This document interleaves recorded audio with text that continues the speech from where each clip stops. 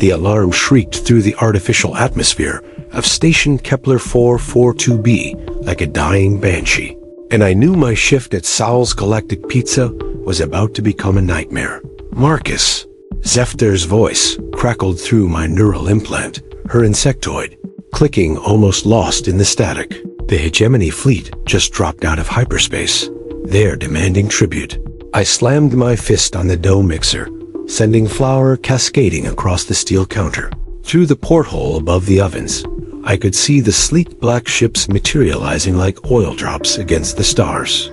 12 hours into a double shift, covered in marinara sauce and alien cheese substitute. And now this. How long do we have? I asked, pulling another batch of Zephyrian Deluxe from the plasma oven. The purple tentacle meat sizzled, releasing that sulfurous smell that reminded me of rotten eggs and my ex-wife's cooking. 37 minutes until they reach firing range. Zefter replied, her four arms working frantically at the register. The council's already voted. We're surrendering. Of course they were. The Galactic Council had been rolling over for the Hegemony for 3 years now. Ever since they'd glassed the mining colony on Proxima 7, fear had a way of making even the most warlike species suddenly discover pacifism. I wiped sweat from my forehead, leaving a streak of tomato sauce that probably looked like war paint. The irony wasn't lost on me. Marcus Chen, former Marine, former corporate security chief, now reduced to slinging pizza to a collection of tentacled bureaucrats and crystalline philosophers who'd rather debate the ethical implications of resistance than actually resist, sir. The voice belonged to Kreiktal, my newest employee. The young Vorthek had started 3 weeks ago, all chittering enthusiasm and six-limbed efficiency. Now his exoskeleton had turned that pale green color that meant terror in his species. What should we do with the orders? I looked at the Q47 pizzas for the late shift workers, including a massive order for the Hegemony negotiation team that had arrived yesterday. The bitter irony of it made me laugh, a sound that echoed strangely in the kitchens. Recycled air. Keep cooking, I said, turning back to my station. World might be ending, but people still need to eat. The next 20 minutes passed in a blur of spinning dough and bubbling cheese. My hands moved on autopilot, muscle memory from thousands of shifts taking over, while my mind wandered to the last time I'd faced the Hegemony.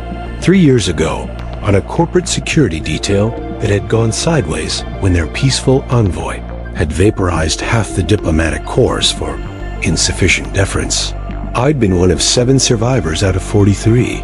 The only reason I'd made it off-world was because I'd been in the kitchen, arguing with the catering staff about proper storage of human food. Apparently, even genocide has its comedic timing. Marcus! Zefter's voice snapped me back to the present. They're hailing the station. Audio only. The speakers crackled to life, and that familiar synthetic voice filled the kitchen. The voice of the Hegemony's AI negotiator, cold and precise as a surgical laser.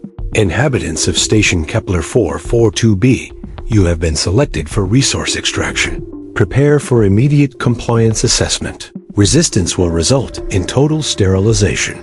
The same words they'd used on Proxima 7. The same words they'd used on New Geneva.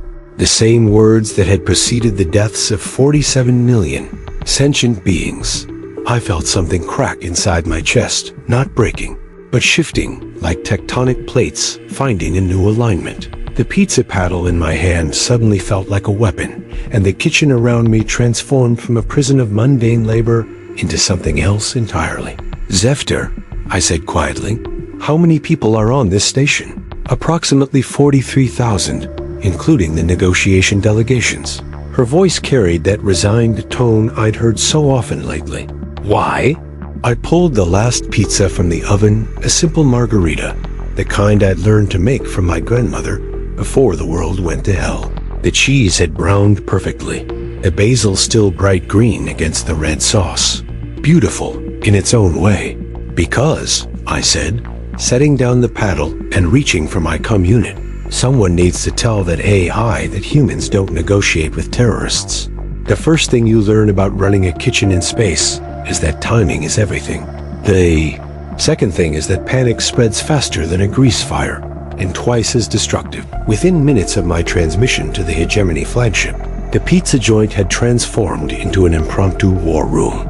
Zephyr had locked the front doors, but that didn't stop the steady stream of station personnel crowding against the windows. Their faces, or whatever passed for faces in their species, pressed against the reinforced glass. Are you insane? Council Representative Vorthan's crystalline form was literally vibrating with rage, his inner light fluctuating between red and orange. You've doomed us all. Doomed? I laughed, pulling up the station schematics on my personal tablet. Friend, we were doomed the moment their ships dropped out of hyperspace. The only question now is whether we die on our knees or standing up. The Hegemony does not make empty threats, hissed Diplomat Sethka. Her serpentine body coiled in what I'd learned was the Naga equivalent of extreme anxiety. They will glass this station. 43,000 innocent lives were forfeit. The moment you invited their negotiation team aboard, I interrupted, not looking up from my tablet. Tell me, Diplomat, how many of your people survived the last 3 negotiations with the Hegemony? The silence that followed was answer enough. I'd been studying the station's layout for months, mostly out of boredom during the long night shifts. Kepler 442b was a mining platform, built into a hollowed-out asteroid with natural defensive advantages that the original designers had never bothered to exploit. The irony was that the defensive systems were still there, buried under decades of bureaucratic neglect and peace treaty restrictions. Crike Tall, I called to my assistant, who was still mechanically cleaning the same counter he'd been working on for the past 10 minutes. You used to work maintenance, right? Before you came here? Why, yes, sir. 7 years in the lower levels. His voice cracked slightly. Why? Because I need to know if the old mining laser grid is still functional. The reaction was immediate. Every alien in the room started talking at once, a cacophony of clicks, hisses, and harmonic tones that my translation implant couldn't sort out. Only Zephyr remained silent, her 4 black eyes fixed on me with an expression I couldn't quite read. The mining lasers were decommissioned 15 years ago, Vorthan finally managed. The power requirements alone are well within this. Station's generating capacity, I finished. You just need to know how to reroute the power grid. And you know how to do this? Sethka's voice carried a note of desperate hope that she was trying to hide. I know how to run a kitchen, and the kitchen is just a controlled environment where you apply heat and pressure to raw materials until they become something useful. I finally looked up from my tablet, meeting each of their gazes in turn. The principles are the same, whether you're talking about pizza dough or asteroid defense systems. That was when the second transmission came through. Attention Station Kepler 442b. Your previous communication has been noted and rejected. You have 23 minutes to prepare for boarding. Continued resistance will result in immediate termination of all biological functions. The AI's voice was exactly the same as before. No emotion, no inflection, just cold digital certainty. But there was something else now, something that made my skin crawl with recognition. Zephyr, I said quietly, patch me through to the Hegemony flagship. Marcus, no. Do it. The connection opened with a soft chime, and suddenly I was speaking into the void between worlds, my voice carrying across the quantum foam to the ship that had come to murder us all. This is Marcus Chen, speaking for Station Kepler 442b. I have a counter-proposal.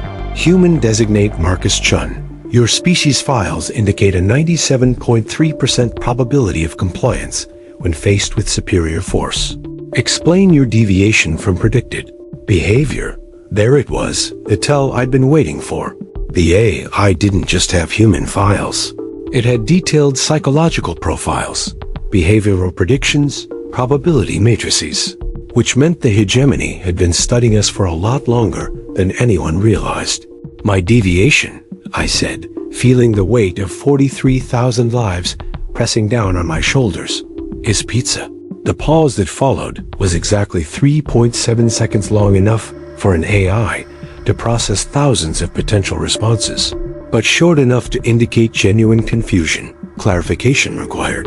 You want to know why humans deviate from your predictions? It's because you're thinking like a machine. You see inputs and outputs, cause and effect, logical responses to stimuli. But humans? I laughed, surprising myself with how genuine it sounded. We make pizza at the end of the world. Your statement lacks logical coherence. Exactly my point. We're not logical. We're stubborn, irrational, and completely unpredictable. Which is why your 97.3% compliance rate is about to become 100% resistance rate. I cut the connection before the AI could respond, then turned to face the assembled crowd. Fear still dominated their expressions, but there was something else now, a spark of curiosity, maybe even hope. Craig Tal, I said, pulling off my apron and tossing it onto the counter. Show me those mining lasers. The maintenance shafts of Station Kepler 442b were a labyrinth of pipes, conduits, and forgotten machinery that hadn't seen proper maintenance in decades. Following Craig Tal through the narrow passages, I felt like I was crawling through the arteries of a dying giant. Here, he whispered, pointing to a massive cylindrical chamber that stretched up into the darkness. The primary laser assembly. But Marcus, even if we could get power to it, the targeting system is controlled by the station's central computer, I finished, which means we need to get to the command center. Impossible. The council sealed it when they decided to surrender.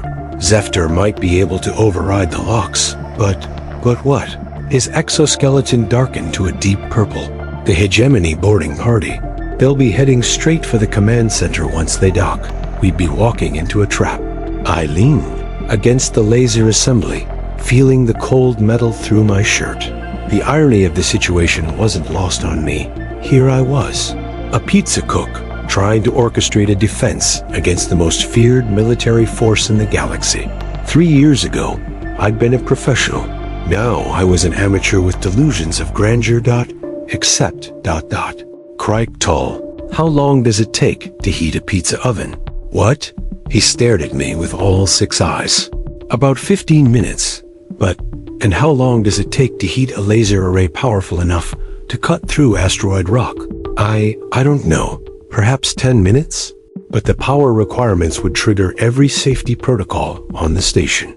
Unless you bypass the safety protocols. That would be insane. The power surge could fry half the station's systems. I smiled, feeling that familiar calm that always came before the storm. Good thing we're already insane. The next hour passed in a blur of technical improvisation and barely controlled chaos. While Craig Tal worked on the laser assembly, I made my way back to the kitchen, where Zefter was coordinating with the few station personnel brave enough to help. The Hegemony ship is docking at Port 7, she reported, her voice tight with tension. Boarding party of approximately 50 units. They'll reach the command center in 12 minutes. Perfect, I said, pulling up the station's internal communication system. Attention all personnel. This is Marcus Chen from Sal's Galactic Pizza. In approximately 10 minutes, you're going to hear alarms, see flashing lights, and probably smell something burning. This is intentional. Please remain calm and stay away from all primary power conduits. Marcus, Zefter's voice carried a note of desperation. What are you doing? Something my grandmother taught me, I replied, pulling ingredients from the freezer. When you're making pizza for a crowd, you don't cook them one at a time. You cook them all at once, and you make sure the oven is hot enough to handle the load. The Hegemony troops were moving through the station with mechanical precision, their adaptive armor shifting colors to match the corridor walls. I watched them on the security feeds, counting 52 units total, a full assault squad, complete, with heavy weapons and quantum suppression fields. Professional, efficient, utterly predictable. Craig Tal, I called into my unit. How's our oven looking? Power buildup is at 70%. The safety systems are screaming at me, but I've isolated the alerts to local displays only. Marcus, if this doesn't work, it'll work. It has to work. The lead Hegemony trooper reached the command center at exactly the moment I'd predicted. The door locks, already overridden by their infiltration protocols, opened with a soft hiss. 52 units of the galaxy's most feared military force. Filed into the station's nerve center, their weapons ready, their sensors scanning for threats. They found none. "Kryktal," I whispered. "Now." The laser array fired not at the Hegemony flagship, but at the asteroid's natural weak point of fissure in the rock that the original miners had carefully worked around. The beam, powered by the station's entire energy grid, cut through stone and metal like a hot knife through butter. The asteroid didn't explode. It simply came apart. The command center, along with the 52 Hegemony troops inside it, separated from the rest of the station in a chunk of rock the size of a city block. Emergency bulkheads slammed shut, sealing off the breach, while the severed section tumbled away into the void. "What have you done?" Forthan's voice was barely a whisper. "Remove the threat," I replied, watching the Hegemony flagship's engines flare to life, along with about 12% of our station mass. "We're going to need some serious structural reinforcement before." The second laser beam caught us by surprise. The Hegemony flagship's main cannon, a weapon designed to crack planets, fired directly into the asteroid's core. The beam passed through the mining tunnels like light through a prism, refracting and multiplying until the entire station was filled with coherent energy. I felt the floor buckle beneath my feet, heard the shriek of metal and stone under impossible stress. The lights flickered once, twice, and died completely in the darkness. I heard Zefter's voice. "Marcus, the reactor's been hit. We have maybe 10 minutes before containment failure. Then we'd better make them count," I said, pulling out my emergency flashlight. Because the Hegemony just made a very big mistake. The emergency lighting cast everything in bloody red as I made my way through the damaged corridors toward the reactor core. Each step sent vibrations through the deck plates, and I could hear the station's death song metal cooling, atmosphere leaking, the deep groans of a structure pushed beyond its limits. "Marcus, where are you going?" Zefter, voice crackled through my comb, distorted by radiation interference. "To fix what they broke," I replied, stepping over a fallen support beam. "The reactor's not just damaged, it's been deliberately destabilized. That wasn't a random shot. The Hegemony AI knew exactly where to hit us. That's impossible." "The reactor specifications are classified, are they?" I paused at an intersection, checking my radiation detector. The clicking was getting faster. "Zefter, who designed this station?" "Kepler Industries, about 25 years ago. But I don't see how. And who owns Kepler Industries now?" The silence that followed was more telling than any words. I'd suspected for months that the Hegemony's intelligence was too good, their tactics too precise. Now I had confirmation. The Hegemony bought them out 3 years ago, she finally admitted, after the Proxima 7 incident. But Marcus, that would mean that this whole thing is a setup. The negotiations, the surrender, even bringing their diplomats aboard. They never intended to accept tribute. They wanted to eliminate this station as a strategic asset, and they needed someone to blame for the accident. I reached the reactor, level to find Kryktal already there, his 6 arms working frantically at the control console. The young Vorthic's exoskeleton was glowing with stress patterns, and his breathing was rapid and shallow. "The containment field is failing," he reported without looking up. 6 minutes, maybe 7 before cascade failure. "But Marcus, the safety systems are locked out. Someone transmitted an override code just before the attack. Someone who knew the exact frequency and encryption," I said, pulling up the reactor schematics on my tablet. "Someone who had access to the original design files." The picture was becoming clear now, painted in radiation warnings and emergency klaxons. The Hegemony hadn't just come to conquer, they'd come to cover their tracks. Station Kepler 442b was a loose end, a collection of species and individuals who might someday connect the dots between the Hegemony's public face and their private acquisitions. "Can you fix it?" I asked Kryktal. "Not from here. The primary control circuits are fused. We'd need to manually reset the containment field from inside the reactor chamber itself." "How long would that take?" 30 seconds, maybe less. But the radiation levels ... He turned to face me, and I saw my own death reflected in his compound eyes. It would be suicide. I thought about my grandmother's kitchen, about the smell of baking bread and the sound of her laughter. I thought about the 43,000 people on this station, most of whom I'd never met, all of whom deserve better than to die as pawns in someone else's game. Not suicide, I said, pulling on the emergency radiation suit. Just another day at the office. The reactor chamber was a cathedral of death, its walls lined with quantum field generators that hummed with barely contained energy. The containment field itself was a sphere of twisted space-time, beautiful and terrible in its complexity. And it was failing. I could see the cascade beginning microfractures in the field structure, places where the quantum foam was beginning to unravel. In 5 minutes, maybe 6, the reaction would break free and turn the entire station into a miniature star. The manual reset switch was exactly where the schematics said it would be, on the far side of the chamber, behind a control panel that required biometric confirmation. I ran toward it, my radiation detector clicking like an angry insect. Marcus, Zefter's voice in my ear, barely audible over the static. The Hegemony flagship is changing course. They're moving away from the station. Smart of them, I gasped, reaching the control panel. They don't want to be here when this thing goes off. The biometric scanner was designed for human use, a relic from the station's original construction crew. I pressed my palm against the reader, feeling the laser trace the lines of my hand. The unique patterns that marked me as Marcus Chen, former Marine, former security chief, current pizza cook. Biometric confirmed, the computer announced in a voice that sounded eerily like the Hegemony AI. Manual containment reset authorized.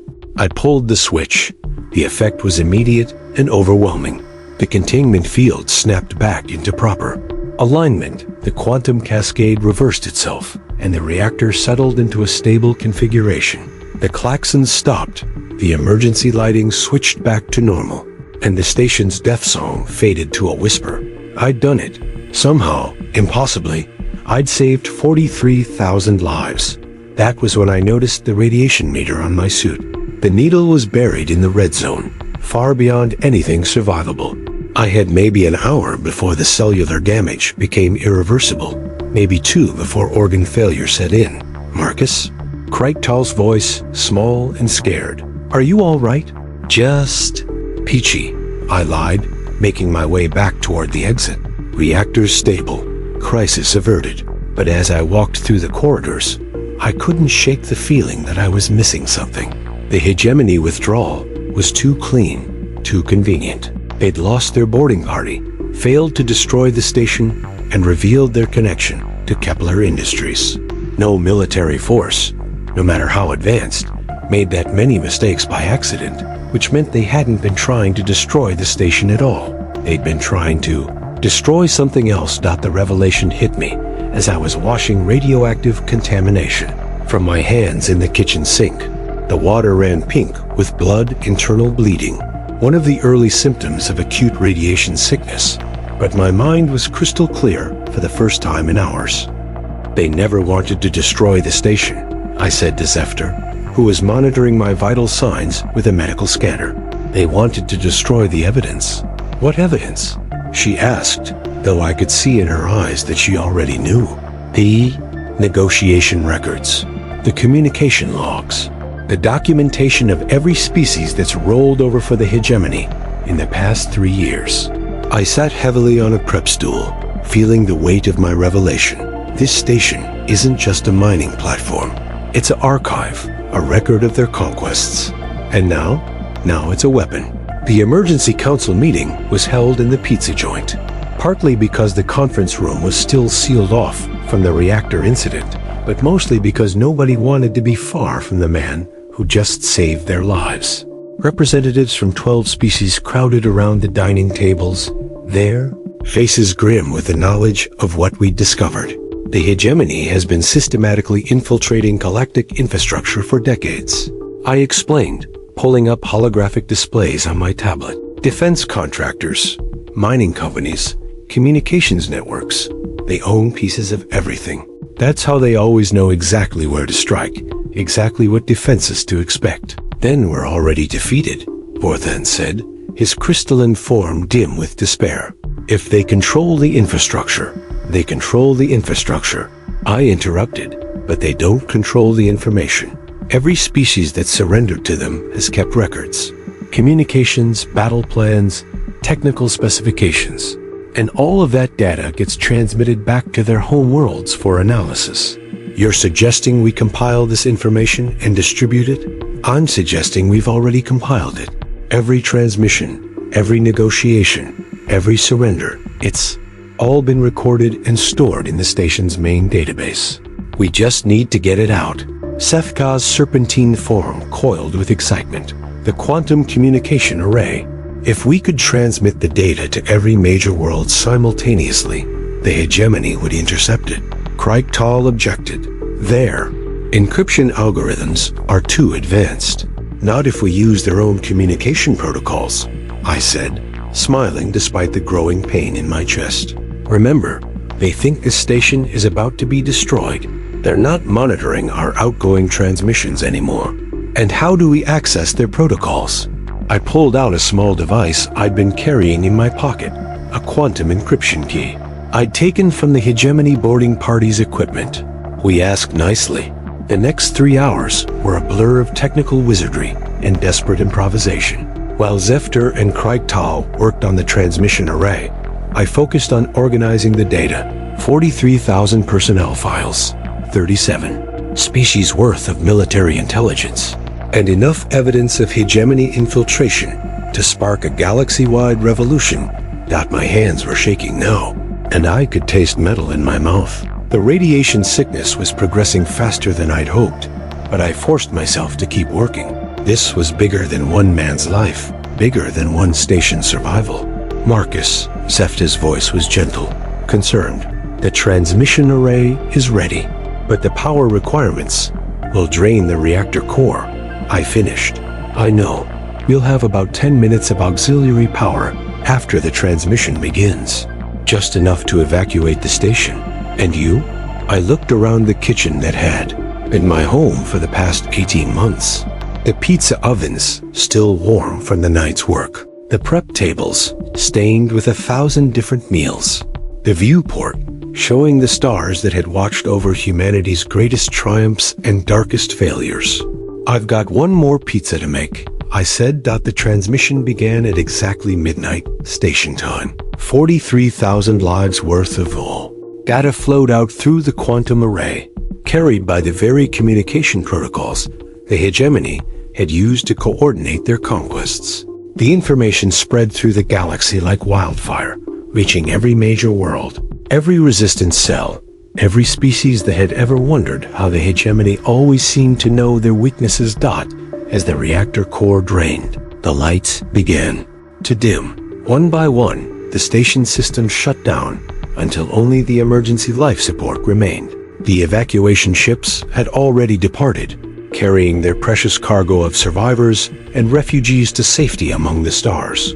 I was alone in the kitchen, working by the light of a single emergency lamp, when the communication came through. Marcus. Chen. The voice was different now, not the cold synthetic tones of the hegemony AI, but something warmer, more human. This is Admiral Sarah Chen, commanding the Terran Defense Fleet. My hands stilled on the pizza dough. Sarah? Hello, little brother.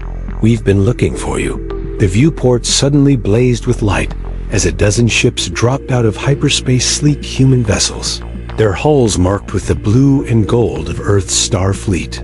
My sister's flagship, the Indomitable, held position directly in front of the station, its weapons trained on the retreating hegemony forces.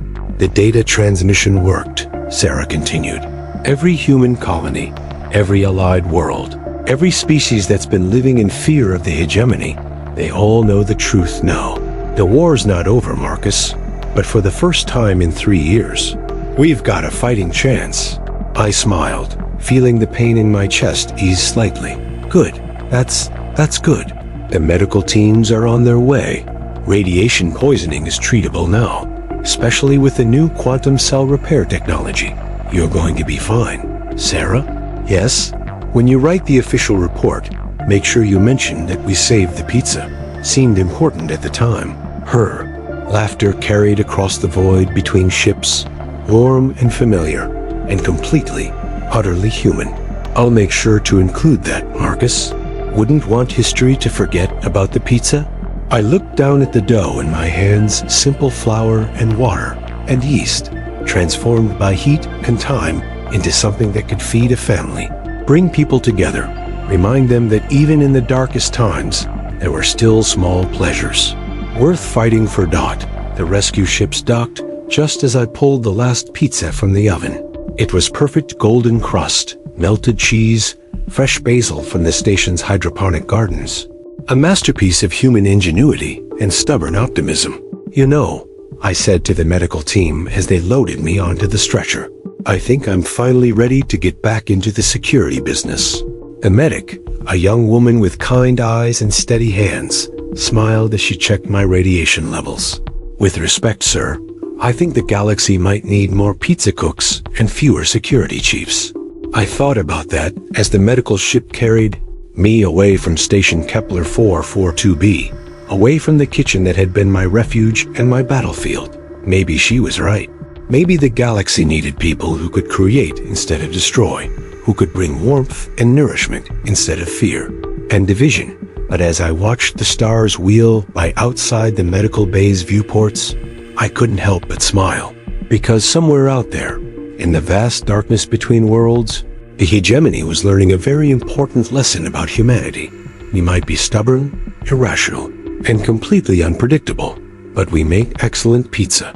And sometimes that's enough to change the galaxy. 6 months later, Marcus Chen opened a new restaurant on the human colony world of New Geneva. The sign above the door read, Sal's Galactic Pizza, serving the galaxy, one slice at a time. On the wall behind the counter, framed in synthetic wood, hung a copy of the Galactic Liberation Proclamation, the document that had ended the Hegemony's reign of terror and restored freedom to 47 worlds. The signature at the bottom was illegible, but everyone knew who had written it. After all, Marcus Chen's handwriting was almost as famous as his pizza. And in the kitchen, where the ovens never stopped burning and the dough never stopped rising, a small plaque bore a simple inscription, in memory of those who fought and those who fed the fighters. The battle is won, but the meal is eternal. Sometimes the universe has a sense of humor. Sometimes it has a sense of justice. And sometimes, when you're very lucky, it has both.